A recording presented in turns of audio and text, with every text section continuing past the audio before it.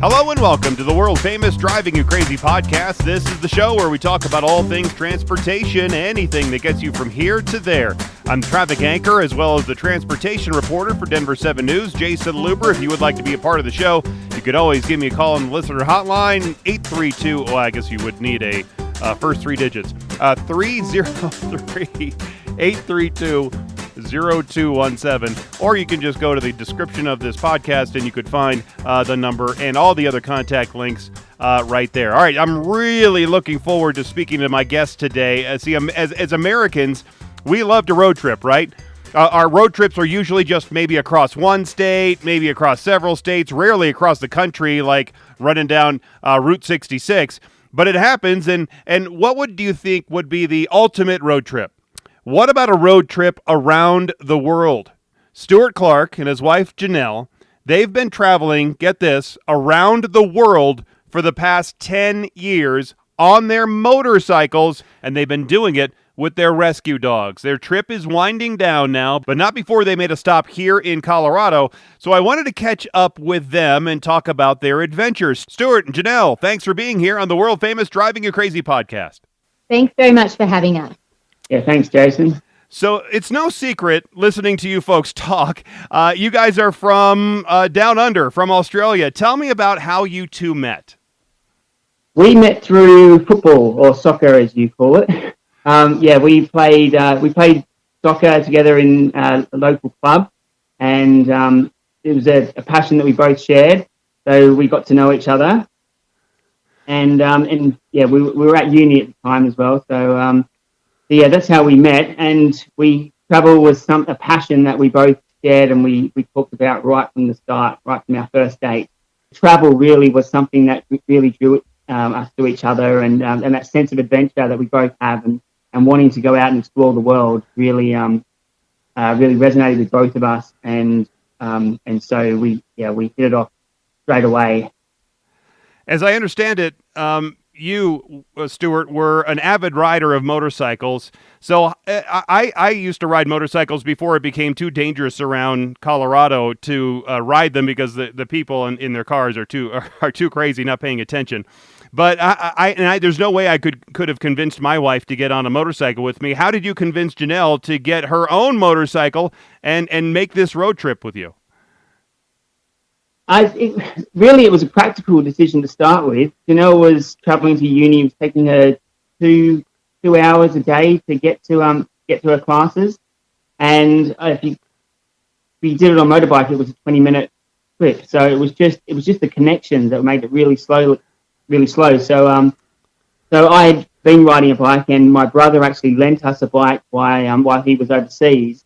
And I said to Janell, get your license and you can ride his bike, and you get to uni in no time.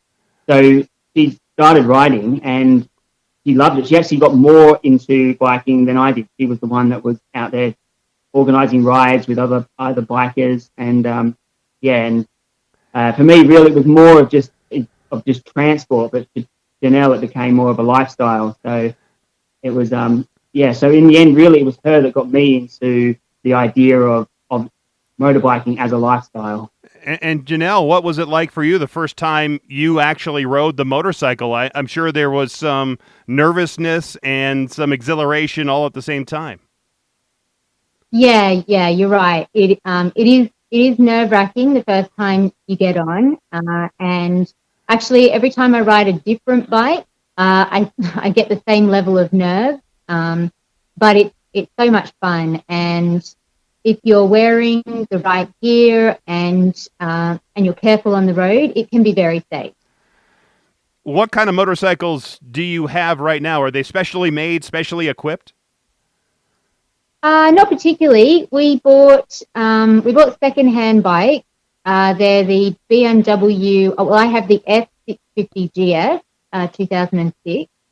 And Stu rides a 2012 G650 GS. They're almost identical bikes. We did fit them out for our trip around the world. So we put on panniers, long-range tanks. We upgraded the suspension.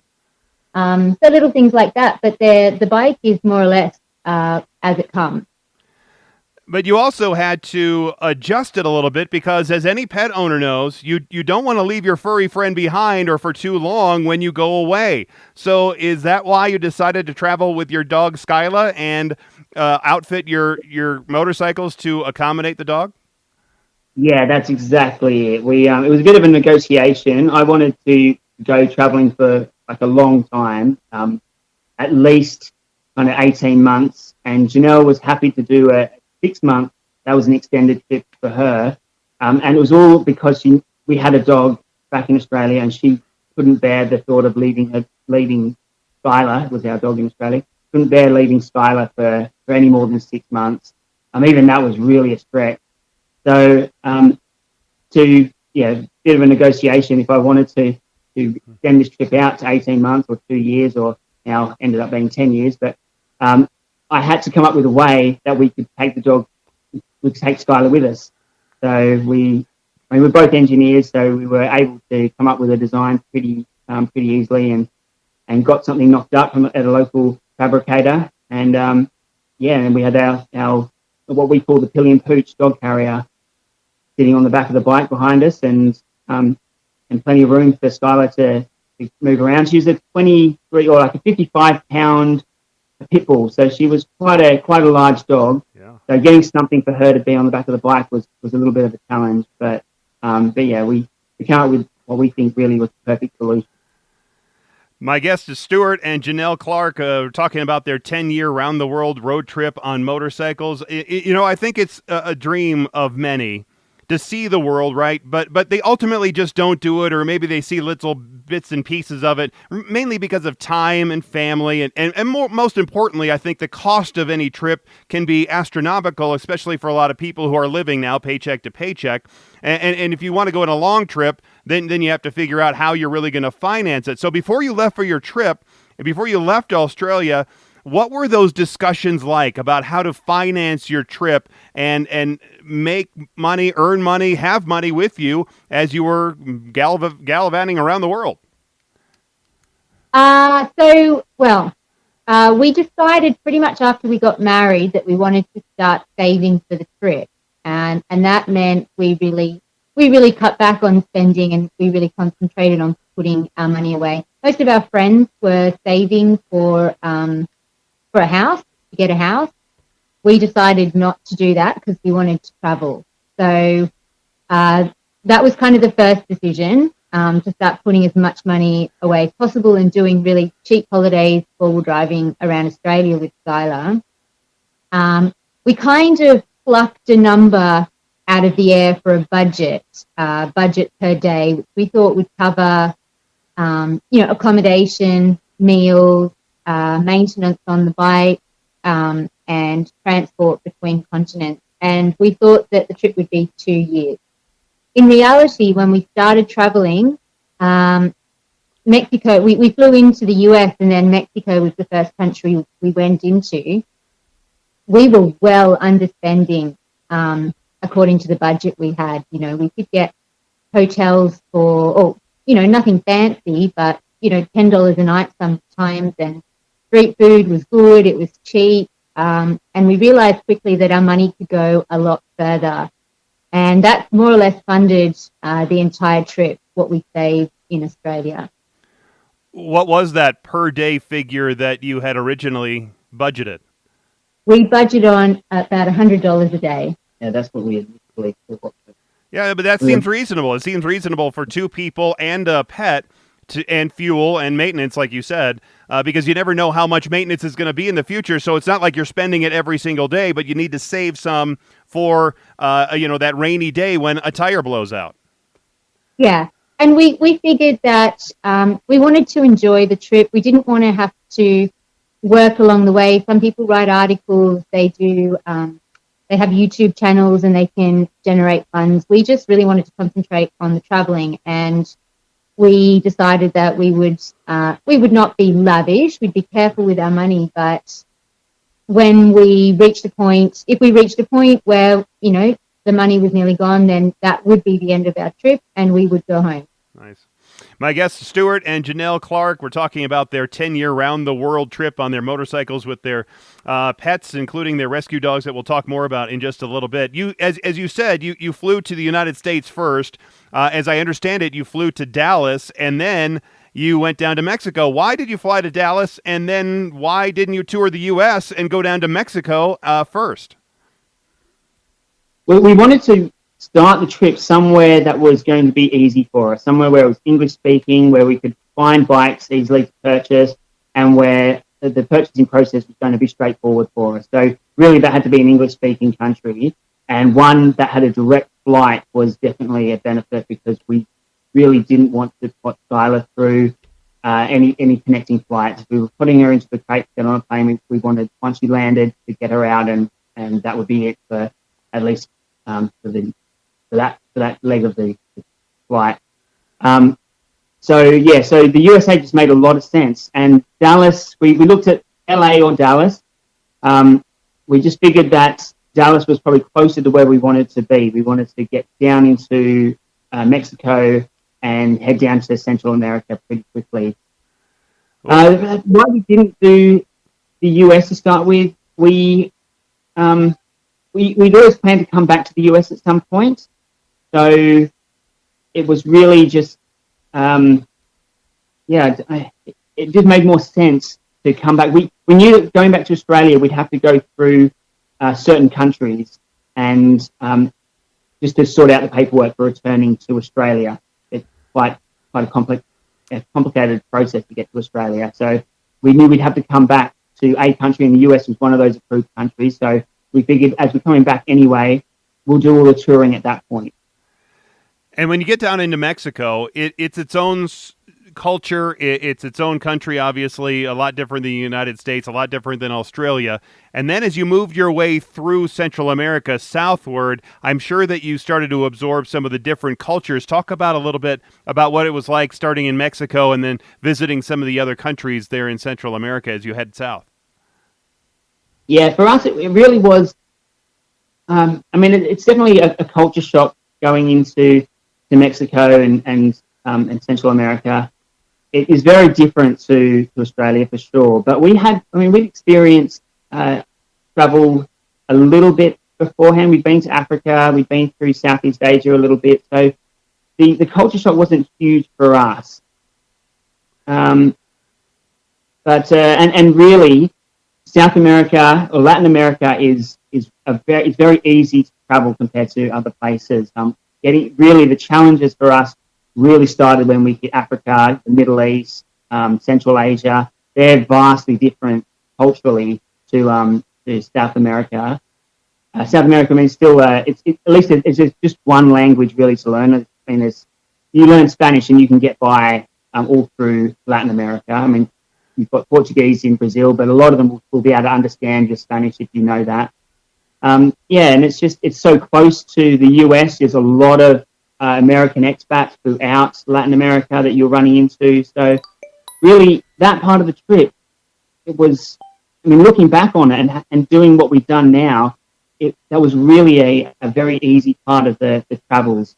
It probably did help that we had a little bit of experience already with traveling, but no, the Latin America was really fun. There's so much to see. All the ruins throughout. It was a real highlight. It was a real good way to ease into this trip. Doing 2 years through the Americas, it was really a really good way to ease in. And I'd really recommend anyone, especially from the US, as it's so close, if you're looking to do a world trip, start in the Americas. It eases you in, and it's really easy. It sounds like you were able to go slowly and maybe take some of the not so well traveled roads. I know that some of the roads in Central America and South America aren't the easiest to get around, and they're not like major highways here in the United States. But it sounded like you guys were able to at least slow down and absorb the scenery and the surroundings that you were in. Yeah, I think, for us, this is a once in a lifetime opportunity. Australia's so far away. And there are a few reasons why we decided to do a world trip rather than break it up into different sections. But to begin with, we actually had tickets to the World Cup in Brazil. So we flew into Dallas and we had a few delays with the paperwork, which put us a little bit behind the schedule that we had. And we ended up moving quite quickly through Central America to get down to Brazil. And we found that was quite stressful. And after the World Cup, we had a bit of a chat and decided that having any kind of deadlines like that again and any time constraints was not a good idea for us, particularly when you're traveling with a dog. So that's when we decided to really slow down and be flexible to go whichever way we wanted to do off-road riding as well as field roads and sort of go where the wind blew us. Right. And once we started doing that, we really, really settled into traveling and really enjoying it. My guests are Janell and Stuart Clarke talking about their 10-year round-the-world road trip on their motorcycles. There's been a long talk for a long time of connecting southern Panama to Colombia through that Darien Gap area. It's one of the most remote and one of the most dangerous places in the world. How did you make it from Panama to Colombia?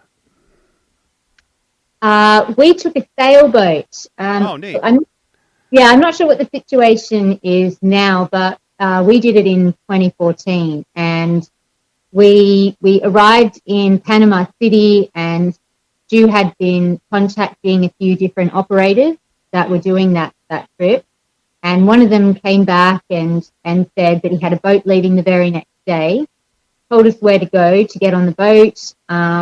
He was happy for us to put our bikes on the deck, so our bikes were manhandled onto the sailboat, strapped to the railings, and then Stu and I, and we had Skylar at that point, we hopped on the boat. The boat was actually full of tourists, so it was kind of a package where they would sail around the Sandglass Islands for 5 days. You go snorkeling, you go over to islands and play volleyball and have fun before you do the sort of 36-hour commute over to Colombia. Huh. So we just joined in on that boat trip. Yeah, you mentioned Skyla at that time, and that's when your trip became challenging because you had found out that Skyla had cancer, and you almost decided to call it quits at that point? Yeah, her having cancer was not, that wasn't going to stop us. She was actually diagnosed in Australia, and we'd saved up all of this money for traveling. And so when she was diagnosed with cancer, we learnt about the chemotherapy, but also a bone marrow transplant. And there had only been 5 other dogs in Australia who had gone through that process. And we thought, we've got the money. She's at our family, and we owe it to her. We just thought we can do this, so we're going to throw everything we can at it. And I think it ended up being about $22,000 for the whole process. But we just figured that's just days on the road. If we have to cut our trip down by a couple of months, then so be it. At least we can save her. So that's what we did. We put her through all that. I had to delay the trip a little bit, but she'd gone into remission and she was a healthy dog when we left Australia. And then about a month in, when we were in Mexico, the cancer returned. We were able to get chemotherapy drugs on the road, which did definitely add to the stress of traveling, but it really wasn't too difficult to find. We had to do some dodgy things at times with me walking into a hospital, pretending I was the patient. I didn't have my drugs with me, and they would write me a prescription, and I'd get what we needed. But we worked it out. But we always knew that if she dies on the road, she's with us the whole time. So traveling, to not go traveling and to stay at home and work and her be at home most of the time by herself wasn't the better solution. The better solution was to have her with us, go traveling and see as much as we can. And we ended up getting 11 months of traveling with her. So, and that's the 11 months that we wouldn't have had otherwise. So we certainly don't regret any of the decisions we made around Skylar. But when she passed away, that's when we were a little bit lost. And really upset and heartbroken, and really, I wanted to go home at that point. It's difficult losing anyone you love, but being in a foreign country where you don't know anyone, and we're in Venezuela, which certainly has some problems. I found it really difficult, but within a month we had adopted Wheatie, and she saved us. She was the best thing that could have happened to us. Yeah, so you were able to pick up more friends because you already had the motorcycle already outfitted for pets, and you were able to, it sounds like, rescue some more dogs and give them a great travel life that they otherwise wouldn't have had. Yeah, exactly. We actually, after Skylar died, we thought we'll travel for a little bit, maybe 6 months or so. Maybe we'll even fly out of the Americas, and in Europe we might pick up another dog. We've got everything, but we needed time to heal. But yeah, within a month we met Wheatie. She'd been hit by a truck.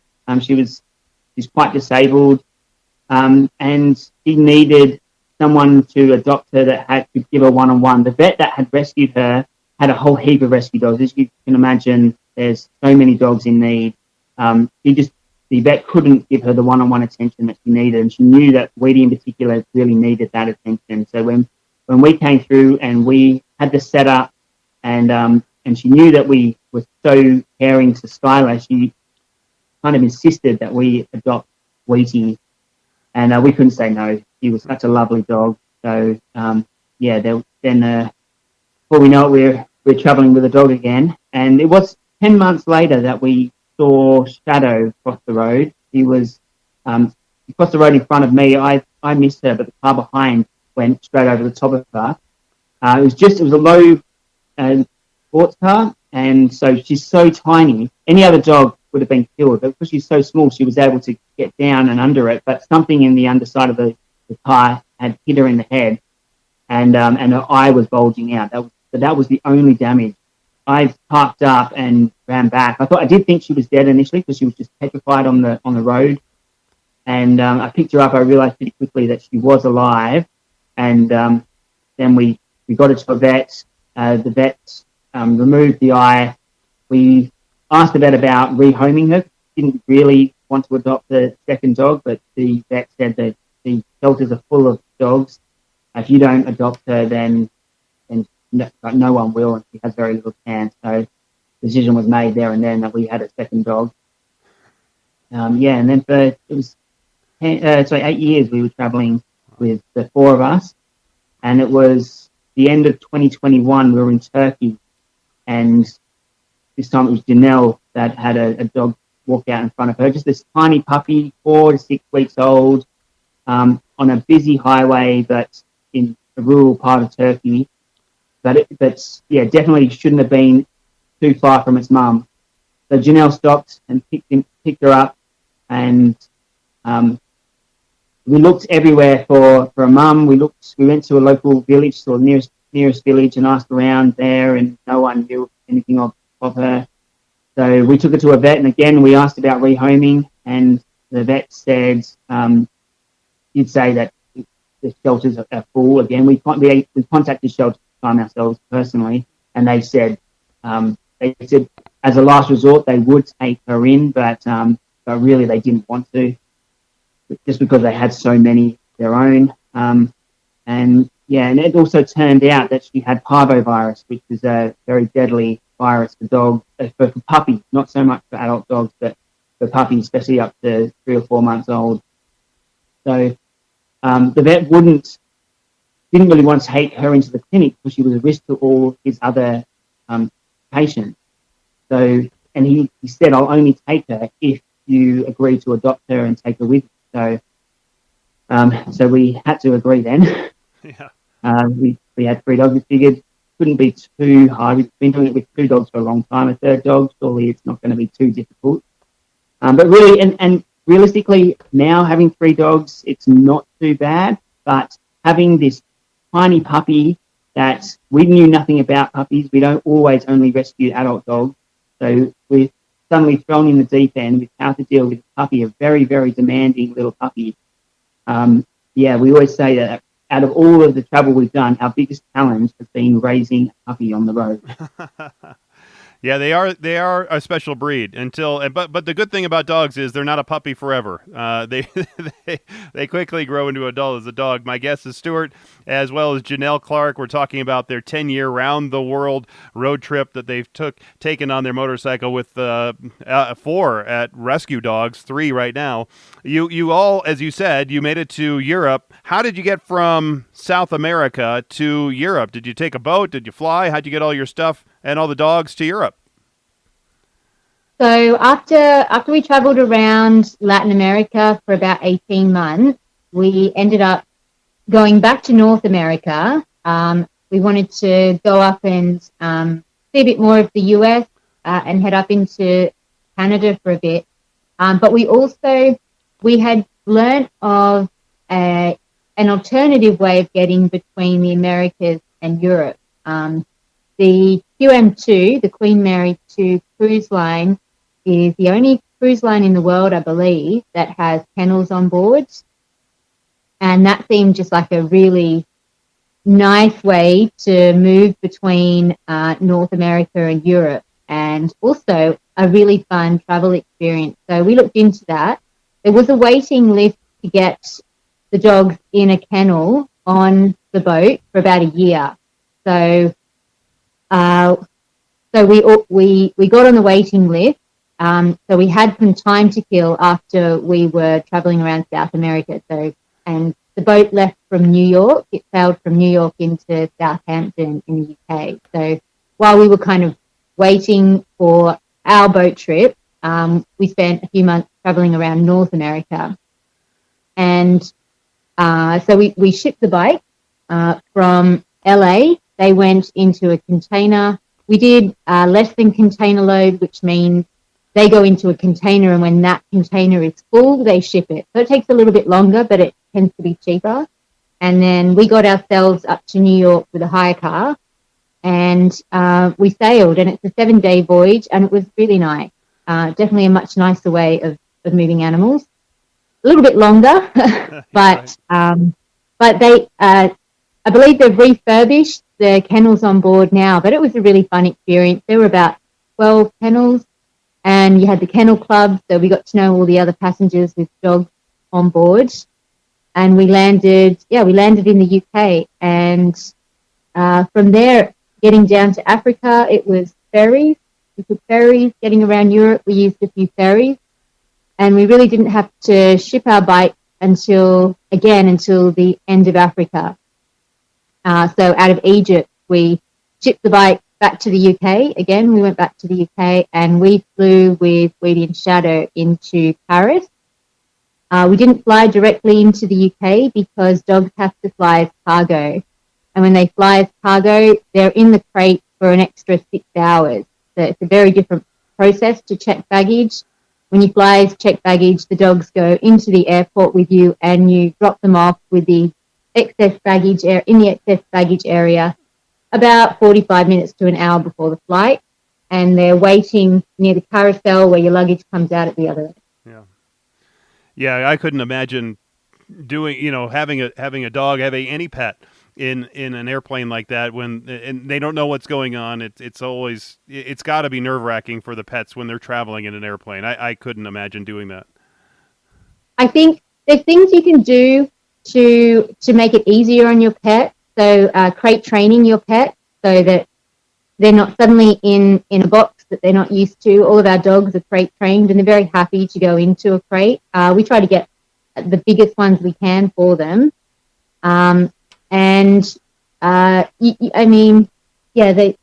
they go under the plane, it's air conditioned, it's climate controlled, and it's dark. So I'm pretty sure our girls just sleep. Go ahead. Sorry. The check luggage option. I mean, there's 2 options. Unless your dog is small enough to go in the cabin with you. Generally, you've got 2 options with larger dogs: it's check luggage or cargo. And cargo, you're taking the dog to the cargo terminal before your flight. So they've got to be dropped off before you even get to the airport. And then afterwards, after you've gone through customs immigration and left the airport, then you go to the cargo terminal to pick them up. So it's a much longer process. And it's just, when you take them as checked luggage, they come into the airport with you. It's much better for the dog. They're with you for a much longer period of time, and they're out of the crate for a lot less. So we always recommend, if anyone's traveling with a dog, they can take their dog checked luggage rather than cargoes. Sometimes people don't quite understand the difference between it, but there is a real big difference, particularly for the pet. You were obviously talking about going down to Asia, going through Europe. You've already been through part of the United States and down through South and Central America. The differences between all these places have to be enormous, or is it not? Are there more similarities to these cities and countries and people than there are differences? There are huge differences culturally, but when you talk to people on an individual basis, they're nearly all the same all around the world. People really want to help you if they can, or to get to know you and talk to you. It's really, one thing we've learned is that the people around the world are very similar. They all have the same kind of needs and wants, and generally, like 99.99% of people are good people and mean you absolutely no harm at all.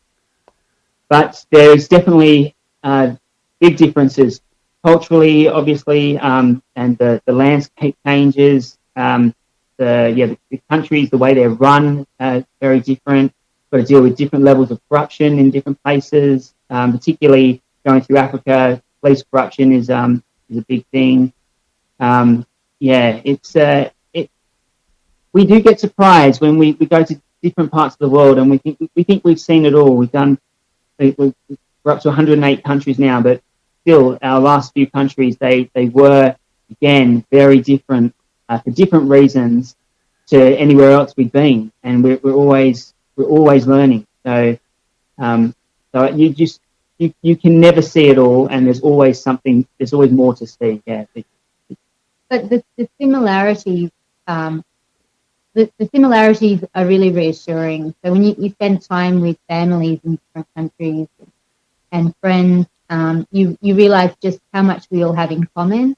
That we want to have a home. People want to have a home. They want to be able to spend time with their friends and family. Families love to get together, and people just want to help each other and live a really happy, healthy life. And we saw that all over the world, and it was lovely to see that in person.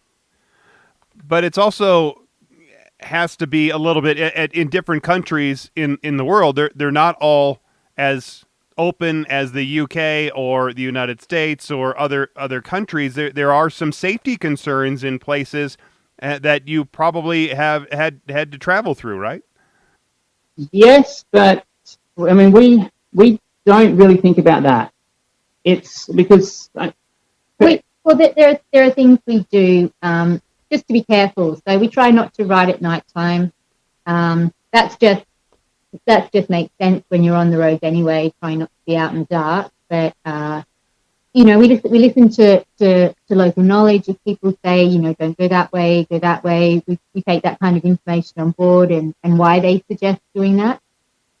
Yeah, I guess so. One of the other things we do use as a tool is the couch surfing app, which most people use for finding accommodation, but I use it more for contacting people in parts of the world like Iraq or Yemen or Syria, and talking to people that are on the ground there, that live there, and asking them what the situation is like and how safe it is to cross certain sections of those countries.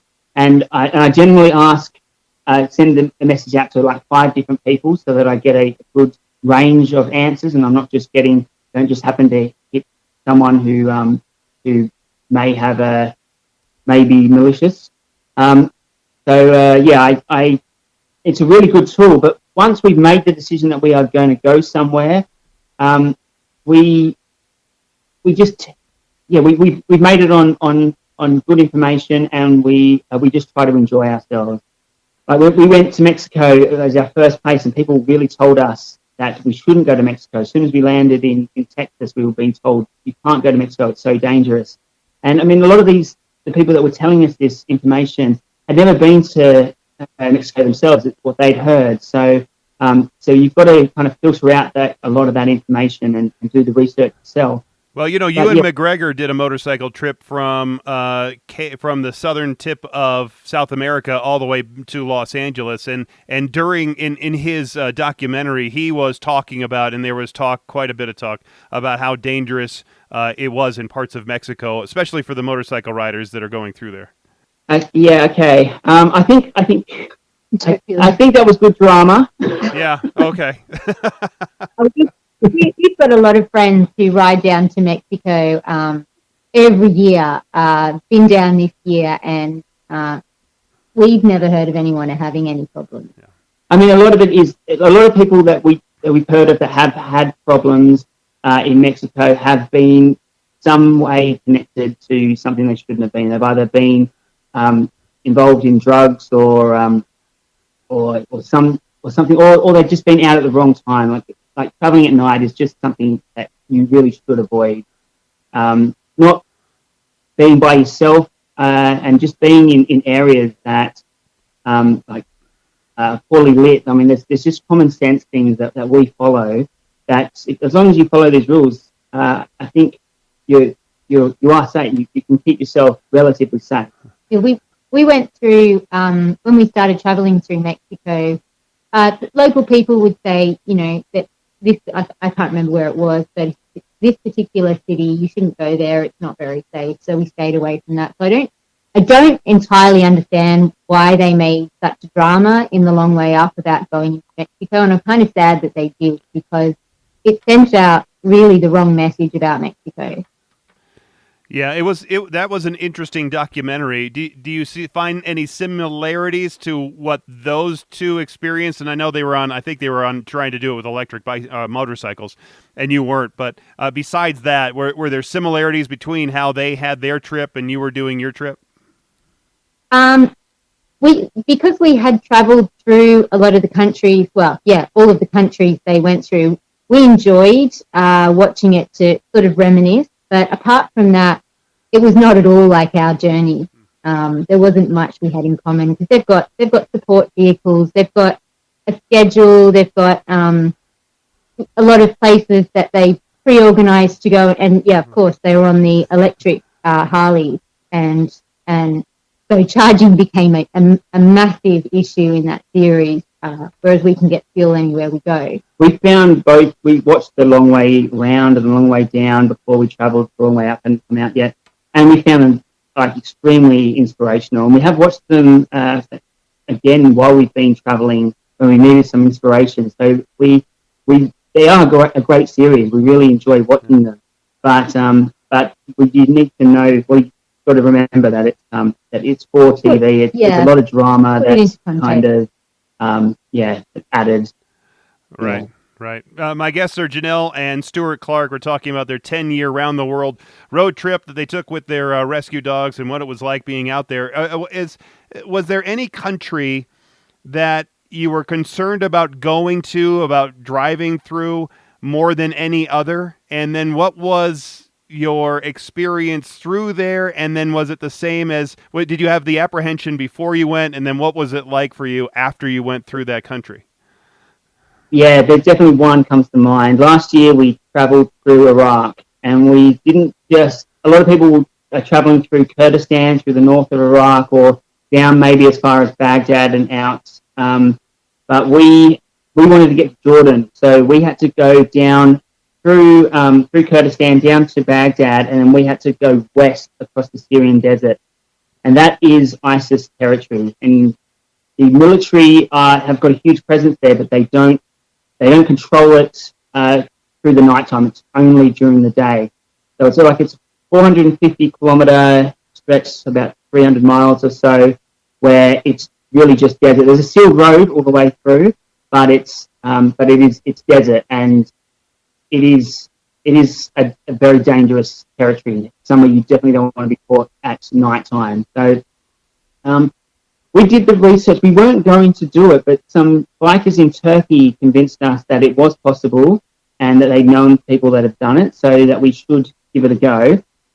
We thought we'd enter Iraq, and if everything isn't quite as it should be, if it seems too dangerous, we can continue down to Basra and get into Kuwait, and we'll probably get to Jordan that way, or we could get to Jordan that way. So we had a backup plan, but once we got into Iraq, we went to Baghdad, and this town Ramadi, just west of Baghdad, is the last town before you hit the Syrian desert. And we stayed with a really lovely family there. And the stereotypes of an Arabic family were just not at all. This family really took us in. They had they allowed our dogs to be in the house, to sleep in the beds with us. Really, really lovely family, and all of the families around. I mean, they were very traditional Iraqi families, but they loved when we walked the dogs. They loved coming out and saying hello and playing with the dogs. So it was really warming to see that stereotype that we have of Arabic families, and it's just not been present. With dogs. So then we had this 300-mile stretch of desert that we had to go through. We had a friend who was a general in the police, and he briefed us on what we needed to do and how we needed to proceed. He said we had to leave at 6 o'clock in the morning. I think we ended up probably leaving at 7 or 8, but he said you have to be up and out early. The military will be patrolling the highway all through the day, but at 4 o'clock they finish and they go home. So if you haven't crossed in that time, then you're in trouble. So we set off, and there were military presence was amazing. For the whole journey, you always had line of sight to a military vehicle or an outpost or a soldier just stationed on the side of the road. There was just so much military presence that we did not feel unsafe at any time. And for a large portion of it, we were actually escorted with a Hummer vehicle taking us across the desert. So it was, we were worried about what it might be, but we always had that backup plan, and we always knew that if it was too dangerous, we just turn around and go another way. But it felt, we never felt unsafe. So much so that when we got into Jordan, we went to the sites that we wanted to see there. There's some really big sites, Petra and the Dead Sea, that we really wanted to see before as part of this trip. And we tried to get into Saudi Arabia. There were some problems with our dog's paperwork, and because Eid was just about to start, which is a big public holiday for them, and it lasts for 2 weeks, but they weren't able to process the paperwork for the dog. So we really had to leave Jordan at this stage. Our visa for Jordan was running out, so we had to turn around, and the only option was to go back to Iraq. But that didn't worry us at all. We were actually really excited about going back and seeing the friends we'd made while we were in Iraq. So yeah, totally flipped our opinion on what it would be like to travel through Iraq, and really glad that we did that trip. And I think that's another challenge, as you just alluded to. Crossing a border as a human can be challenging, even from friendly countries. But then you're going from some unfriendly countries, and it must be a special extra wrinkle when you're trying to deal with passports and visas and 3 pets. It's not so difficult. I don't know whether we're just used to it by now, but certainly for us, the visa process is always fairly straightforward. A lot easier when you can get visas at the border. It does make for a longer border crossing. The bike can often be a big challenge because countries don't want you bringing vehicles in and then selling them or leaving them there. So for some countries in the world, the bike can be the biggest challenge, and they cannot even care about dogs. It's more of the Western countries that are quite specific on the pet requirements when you cross the border. But to be honest, in our experience, when you fly into a country at the airport, whatever the policy or process is for bringing a dog, it tends to be quite strict. When you cross the land border, I just think there just aren't that many people doing it. So often you get to the land border and you can be expecting to apply for a permit for the dogs, and we have their pet passport with their rabies vaccines, their teeter test, their microchip, all of their details, all of their vaccination records. We have it ready to go and no one asks. It tends to be countries like coming into North America, so the US, Canada, getting into Europe, getting into the Southern African Union, where people at the borders are really checking to make sure that your dogs meet the requirements to enter the country. Probably for vaccinations and that sort of thing, I would imagine. Yeah. Right. Did you tour then Southeast Asia? Did you go through parts of Asia? Yes. So once we made it across to Mongolia, we made our way over to Vladivostok, and we shipped our bike down to Bangkok. Without our bike, we had to then get down to Southeast Asia. So we took a ferry to South Korea, and then we flew into Vietnam. Vietnam's not easy to get motorcycles into, so we took the opportunity while our bikes were shipping to see a little bit of Vietnam with the dogs, and that was a lot of fun. We met our bikes in Bangkok, and then we toured around Thailand, Laos, Cambodia, and we went into a little bit of Myanmar. Wow, and were you ever concerned when you were in these different places where you would get fuel, where you'd be able to stop and get gasoline? No, I don't. It's not something that worries us, because there are cars and scooters and bikes everywhere in the world. This is how people get around now, and so they have to have access to fuel, and they have to have food. So there's going to be fuel, and there's going to be food for us as well. Yeah, populated places, definitely no problem. Really, the places that we would worry about fuel is when we're out in the desert or in the middle of the jungle somewhere where we're a long way from people and from a fuel station. But we did intentionally put long-range tanks onto our bikes before, as part of our initial setup, because we knew we would be in places where we might need to cover large distances without access to a fuel station. So luckily we can do about 550 miles with our bikes without needing to fill up, which is pretty good. Yeah, pretty exceptional, really. Yeah, as you said, a lot better than the average motorcycle. My guests are Stuart and Janell Clarke. We're talking about their round-the-world trip over the last 10 years with their rescue dogs. You say that you've been through 108 countries, right? Now, I think according to the UN, there are 193 or maybe 195, somewhere in there. Some people say there are more, like 230-something countries, or maybe even more. You're basically halfway there through the list. Is there any interest in going for every country? No, we never. We were never trying to set a record or anything like that. We just wanted to travel around the world, see as much as we could, and then make our way back home. And when are you going to do that? When are you going to head back home? We've got a few more months in the US, and then we'll be looking to ship out either to New Zealand or to Australia. Most likely New Zealand first. But now that you are in the United States, you are touring a little bit of the United States. Have you been able to do any sightseeing, like see that giant Paul Bunyan thing, or maybe the largest ball of yarn? We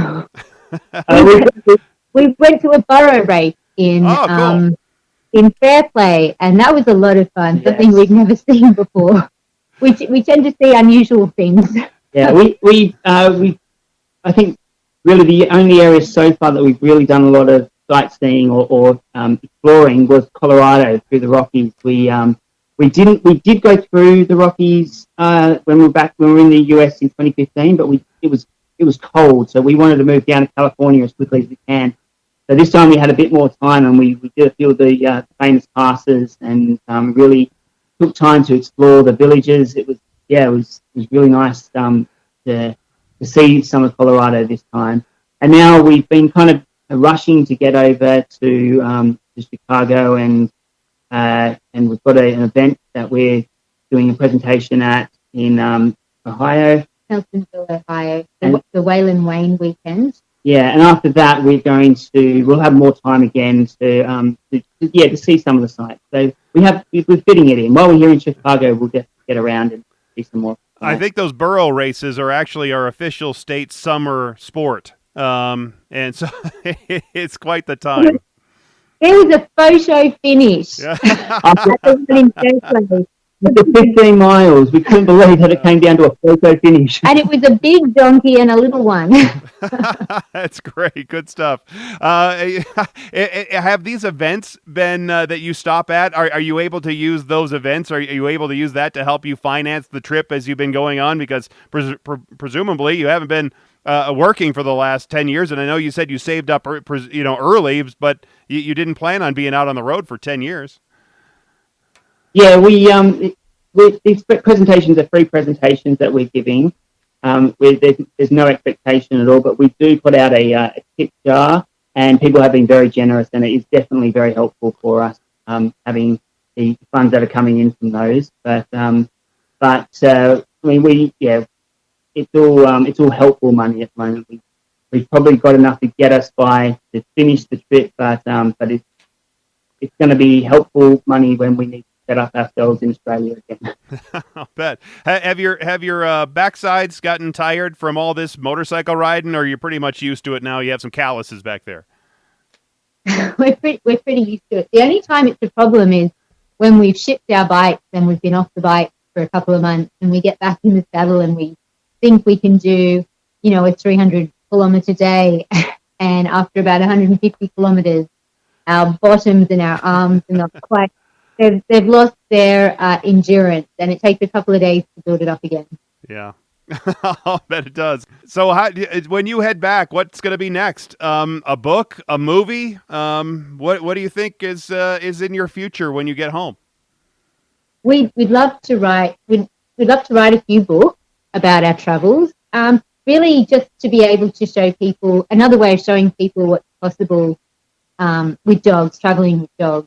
To inspire people. We're not expecting people to go around the world with their dogs like us, but it would be great to reach more people and show them, just moving across your own country. You don't have to give up your dog. There's ways of dealing with that, and if you want to go traveling, there are ways of including your dog in traveling, or cat, whatever pet you've got.